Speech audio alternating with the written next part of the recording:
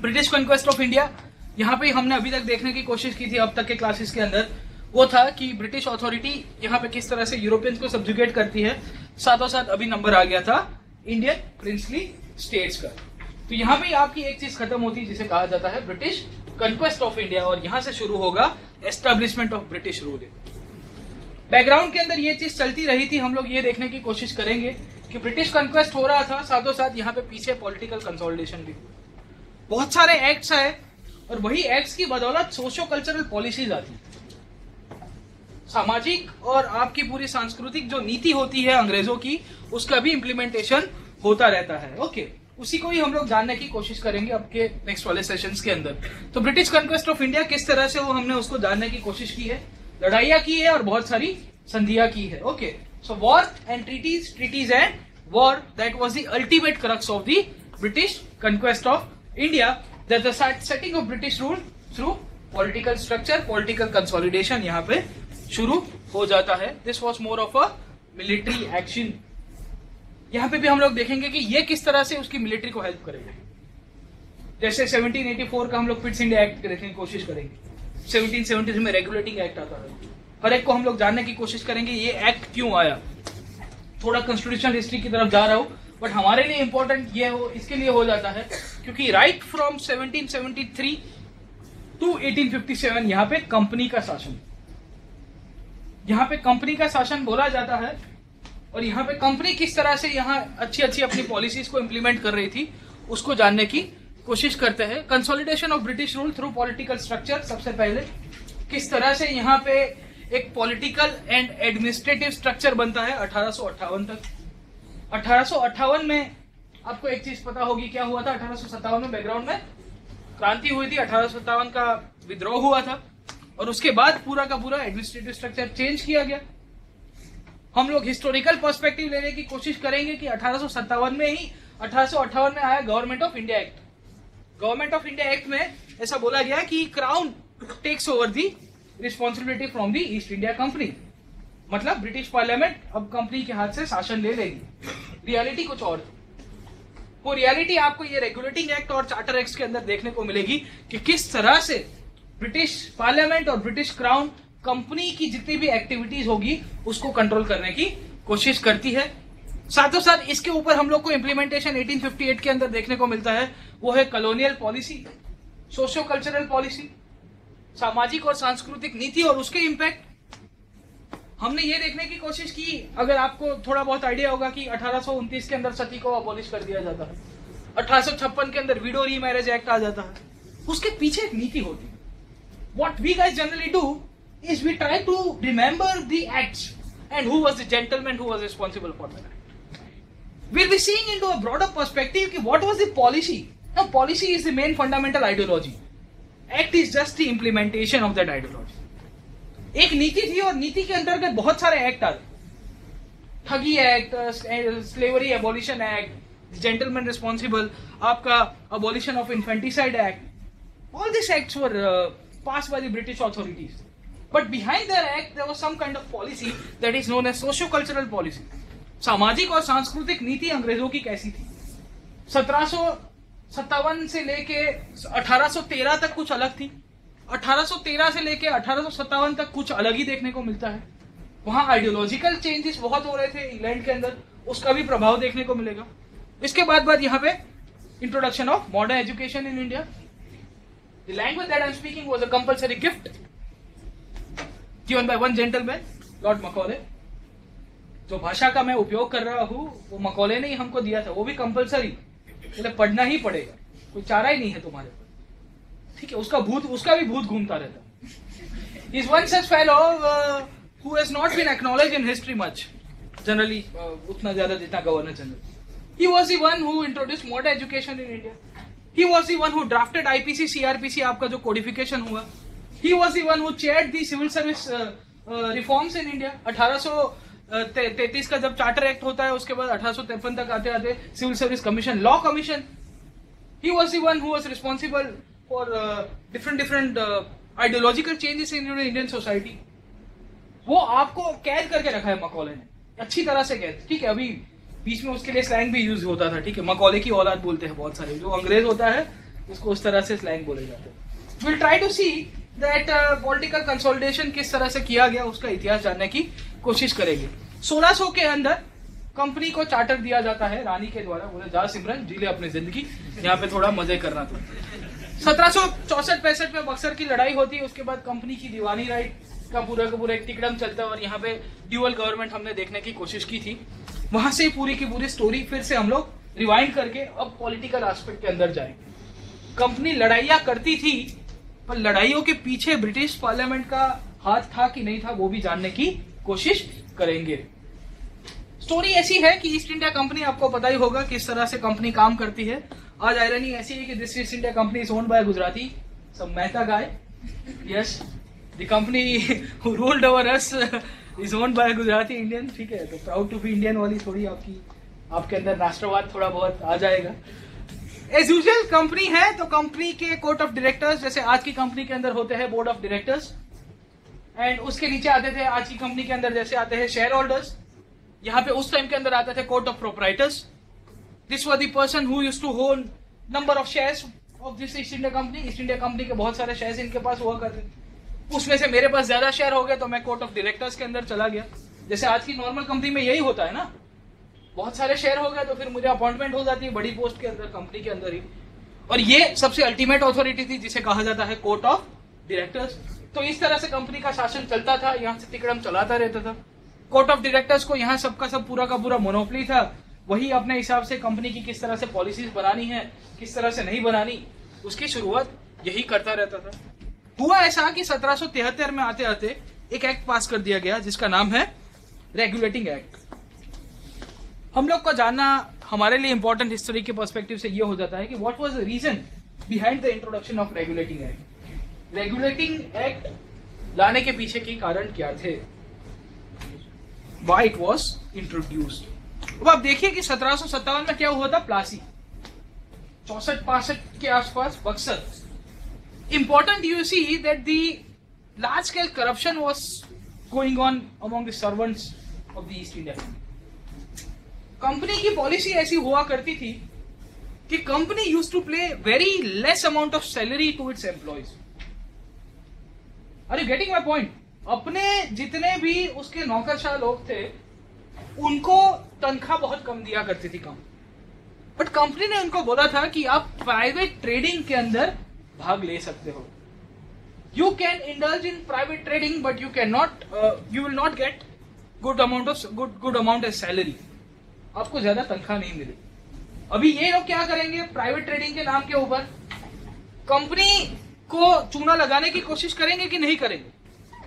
You see कि I am the employee of the company, company मुझे 10 रुपए तनख्वाह दे रही है, मुझे पता है कि 10 रुपए मेरा कुछ नहीं होगा, पर कंपनी ने बोला है कि तू कंपनी का सामान बाहर प्राइवेटली बेच सकता है, थोड़ा बहुत कमीशन चढ़ा। मैं क्या करूंगा, पूरा का पूरा चूना लगा दूंगा company. As a result of this thing company के अंदर बहुत सारे करप्शन हो रहा है। क्यों? क्योंकि कंपनी की खुद की पॉलिसी ऐसी थी कि जहां अपने ही अपने लोगों को वो अलाउ करती थी कि आप प्राइवेट ट्रेडिंग कर सकते हो, और आप यहाँ पे पूरा का पूरा कंपनी का जो भी अकाउंट्स है उसके ऊपर बहुत नुकसान हो रहा था। The East India company was making significant loss and officials were making profit. अपना सपना मनी मनी, सब लोग पैसा बना रहे थे बट कंपनी खर्चा नहीं निकाल पा रही थी। 1757-1764 तक आते आते company was paying something back to the parliament.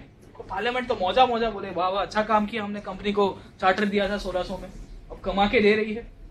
With in a span of 10 years you will see कि कंपनी यहाँ पे घाटा कर रही थी। कंपनी के ऑफिशियल्स पैसे बना रहे थे, बोले यार ये तो समझ में नहीं आ रही, तो सफेद हाथी की तरह कंपनी हो गई है। The company is making loss, the officials are earning in millions and millions. Robert Clive जैसे जेंटलमैन बहुत कमा के गए थे ब्रिटेन के अंदर, तो लोग उसको जेलसी हो गई थी उसको, बोले हमको भी इंडिया जाना पड़ेगा। ठीक है, इसके बैकड्रॉप के अंदर 1772 के अंदर east India company 1 million pound की लोन के लिए अप्लाई कर दी। तो ब्रिटिश पार्लियामेंट के अंदर बवाल मच जाता है कि ये कंपनी क्या कर रही है। साले कंपनी के एम्प्लॉयज अच्छे ब्रांडेड कपड़े पहन के इंडिया से वापस आते हैं, और यहाँ पे कंपनी के अकाउंट्स देख रहे हैं तो सब लॉस मार रहे हैं। तो एक अथॉरिटी के तौर पे पार्लियामेंट को लगता है कि यार ये तो बहुत बड़ी चीज हो गई है and we have to take some actions, we have to take some actions. और इसके बैकड्रॉप के अंदर यहाँ पे जुडिशियल एडमिनिस्ट्रेशन भी अच्छा नहीं चल रहा था। अभी तक जो था वो कंपनी पूरा अपने हिसाब से कोड बोर्ड चलाने की कोशिश करेगी, क्योंकि अपना राज था। तो जो भी एडहॉक मैकेनिज्म होगा वो एडहॉक मैकेनिज्म के थ्रू ही पूरा का पूरा डेवलपमेंट चला। एंड यू सी कि जब इसको इंट्रोड्यूस कराया गया तो उसके पीछे बैकग्राउंड के अंदर बहुत सारे रीजंस थे, और यही रीजंस के कारण पीछे इंग्लैंड के अंदर भी बहुत सारे परिवर्तन आ रहे हैं। Generally what we guys see is the other side of the coin, कि इंडिया के अंदर क्या हुआ। बहुत सारी किताबों के अंदर यही लिखा गया कि ये हुआ, गवर्नर जनरल को गवर्नर जनरल ऑफ बंगाल बना दिया, क्या क्या क्या चीज, सुप्रीम कोर्ट की एस्टेब्लिशमेंट की, फला फला फला। But important for us is to understand कि इंग्लैंड के अंदर क्या चेंजेस हुए थे और वो चेंजेस का कारण क्या था। You try to understand the cause and effect of the acts. एक कारण था और उसी का इफेक्ट था आपका रेगुलेटिंग एक्ट ऑफ 1773। अगर आप कारण याद रख दोगे तो आपको इफेक्ट कभी भूलने में नहीं आएगा। आपको हर एक चीज पता होगी 1770 में क्या हुआ था, पीछे तरह रीजन देखने की कोशिश करोगे, हाँ यार लंदन के अंदर ये कुछ चीज होगी। पहला यहाँ पे मुद्दा होता है वो था raising of voters qualification. There was large scale public opinion against the company gathered momentum in England. You know, public opinion against the company gathered the movement in England क्योंकि वहां पे वोटर्स क्वालिफिकेशन को raise किया। आज की तारीख में हमारे यहाँ पे क्या है, इसे कहा जाता है यूनिवर्सल एडल्ट फ्रेंचाइज। 18 साल के उम्र के बाद वाला आदमी को, हर एक को वोट देने का अधिकार है। इट वॉज 21, फिर उसके बाद 88 के आसपास राजीव गांधी की गवर्नमेंट ने 16th अमेंडमेंट के बाद उसको 18 साल कर। इंपॉर्टेंटली ब्रिटेन के अंदर ऐसी हालत थी कि only few people could vote at that time. The people who used to pay taxes, the people who used to belong to aristocrat and noble families, the people who used to have some degrees from the Ivy League colleges and university.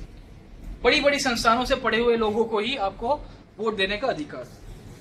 हुआ ऐसा कि Britain में बहुत सारे परिवर्तन आए और वही परिवर्तन के कारण हमारे और आपके जैसे लोग, थोड़े बहुत एनलाइटन लोग जो थे, इन्होंने जब वोटिंग पावर का यूज किया, इन्होंने ब्रिटिश की पार्लियामेंट के ऊपर अफेक्ट, उन्होंने बोला कि कंपनी का हम लोग देख रहे हैं कि बहुत सारी उटपटांग चीजें चल रही है, why you guys do not put some kind of pressure, why not make the company accountable, company को अकाउंटेबल बनाओ। और उसके पीछे के कारण थे वो थे लंदन के अंदर बहुत सारे मूलभूत परिवर्तन। यही एक परिवर्तन था जिसने ब्रिटिश पार्लियामेंट और ब्रिटिश अथॉरिटी को बोला कि आप अभी कंपनी को जाके कुछ पकड़ो। क्यों? क्योंकि जैसे आपके वोटर्स क्वालिफिकेशन बढ़े, उसके बाद आप में से ही कोई मेंबर ऑफ पार्लियामेंट बन के जाएगा। वही मेंबर ऑफ पार्लियामेंट दूसरे दिन पार्लियामेंट के अंदर बवाल कर देगा कि बोले कंपनी क्या कर रही है। होता है कि नहीं होता है आज की तारीख में? Enlighten person would try to create an issue in parliament which would be in the interest of the masses. तो ब्रिटेन के अंदर भी यही हो रहा था 1770 के आसपास, जब यहाँ पे इतना सारा परिवर्तन आ रहा था। इसके बैकड्रॉप के अंदर ब्रिटिश पार्लियामेंट भी एक्टिव होती है और पार्लियामेंट्री कमिटीज बना देती। अलग अलग कमिटीज की स्थापना की जाती है कि कंपनी की एक्टिविटीज को किस तरह से हम लोग कंट्रोल कर पाए। How can we control the activities of the company, उसको देखने की कोशिश की जाती है पार्लियामेंट्री कमिटीज के द्वारा। और लॉर्ड नॉर्थ जो उस टाइम के अंदर आपके लीडर होते हैं हाउस के, वो एक बिल लेके आते हैं जिसे कहा जाता है रेगुलेटिंग बिल।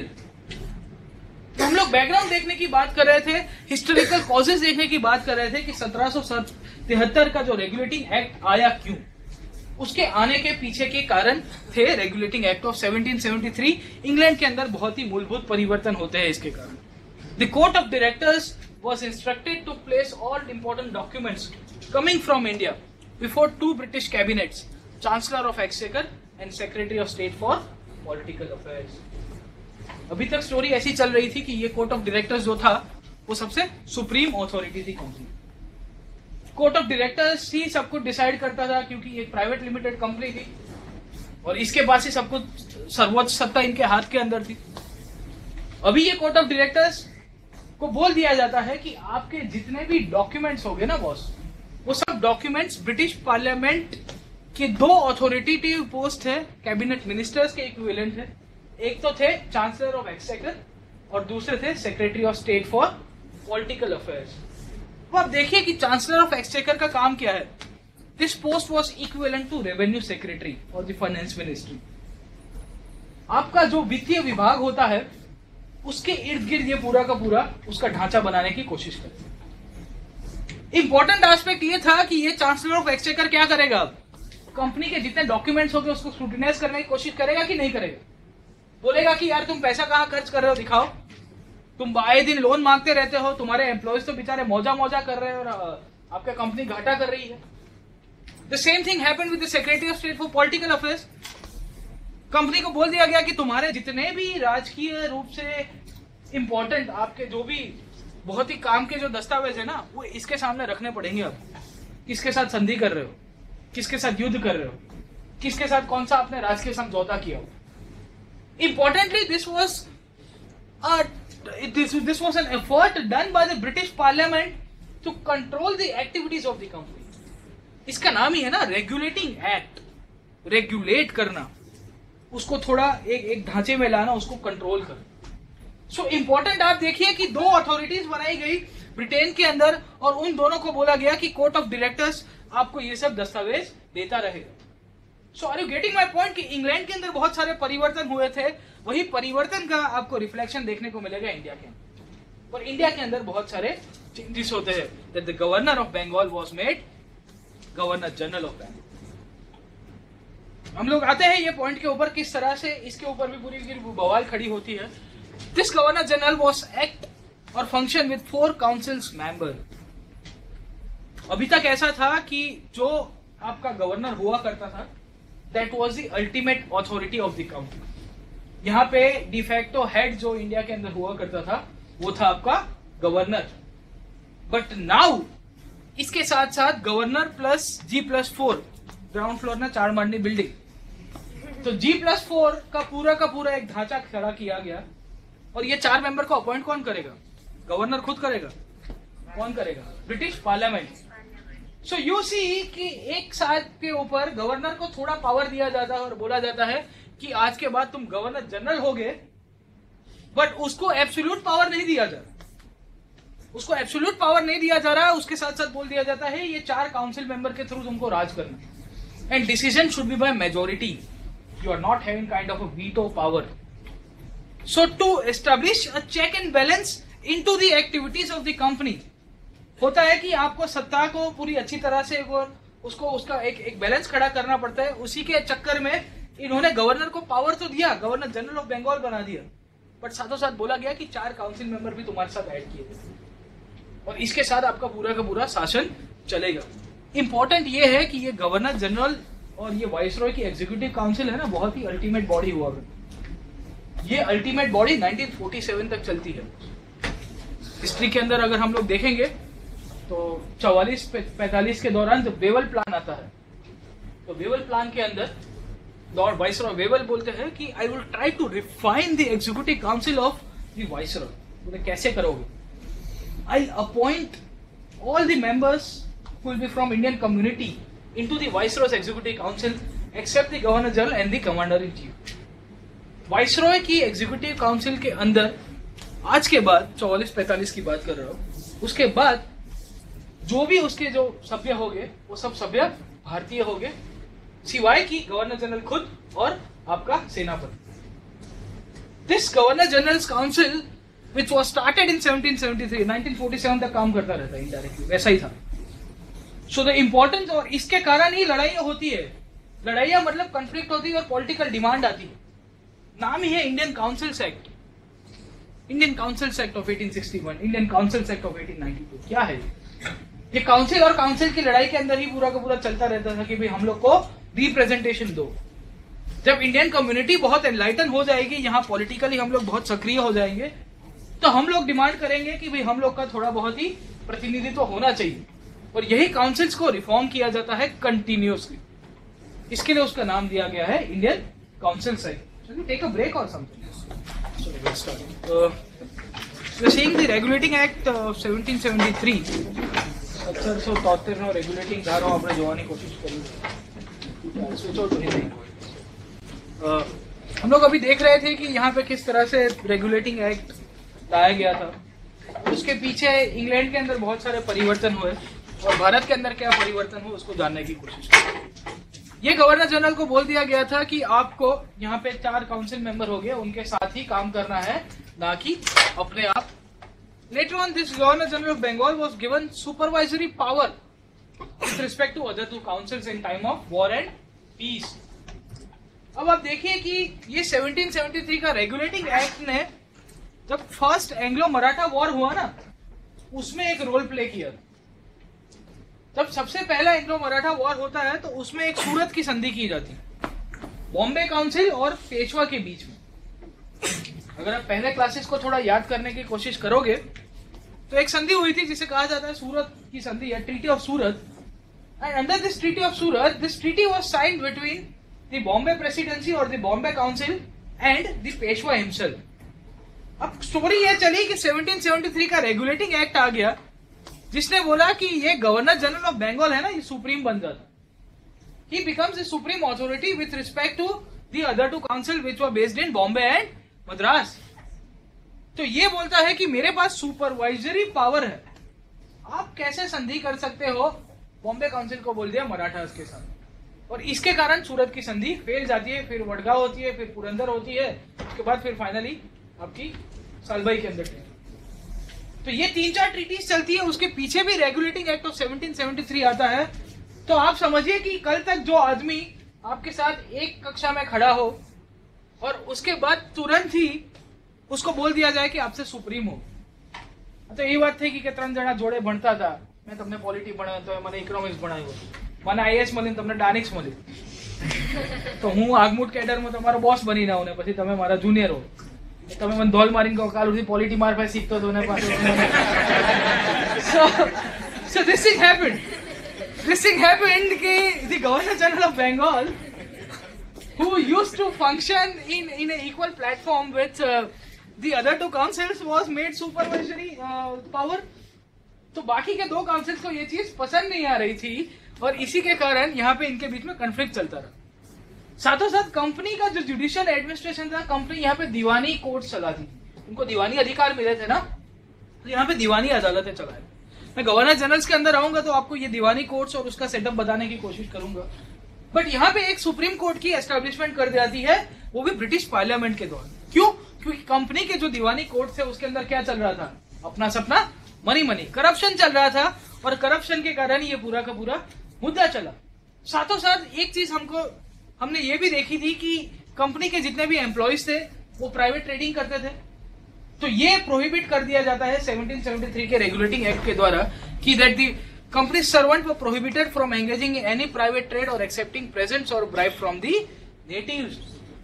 क्यों? क्योंकि कंपनी के एक्सचेकर को लॉस हो रहा था, आप प्राइवेट ट्रेडिंग कर रहे थे। मैंने बताया ना कि मैं कंपनी का एम्प्लॉय, 10 रुपए की तनख्वाह मुझे मिलती है कंपनी के द्वारा।